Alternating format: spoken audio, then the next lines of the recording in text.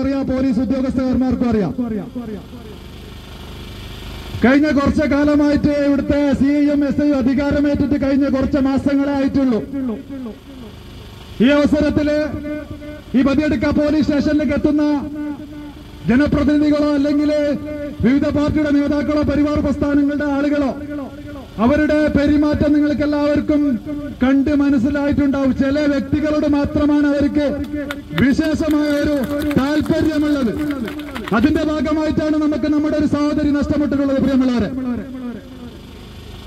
ഇത് ചില ആളുകളുടെ പിന്നിൽ നടന്നുകൊണ്ട് അവര് തരുന്ന ആചാരം നാക്കിക്കൊണ്ട് ഹൈന്ദവ സംഘടനകൾക്ക് നേരെ തിരിഞ്ഞാൽ ശക്തമായ ഒരു പ്രതിഷേധമായിട്ട് സംഘപരിവാർ പ്രസ്ഥാനങ്ങൾ ഇവിടെ എത്തുമെന്ന ഒരു സൂചന വേണ്ടിയാണ് ഈ മാർച്ച് സംഘടിപ്പിച്ചിട്ടുള്ളത്. ഒരു സൂചന മാത്രമാണ്.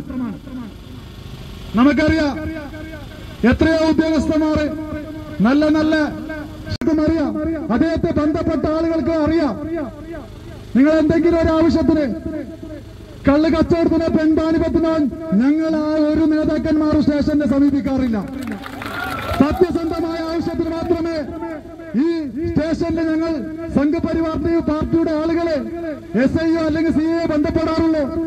എന്താവശ്യത്തിന് ബന്ധപ്പെട്ടാലും ഒരു ധാർഷ്ട്യത്തിന്റെ സൗണ്ടോടുകൂടിയാണ് അദ്ദേഹം പെരുമാറുന്നത്.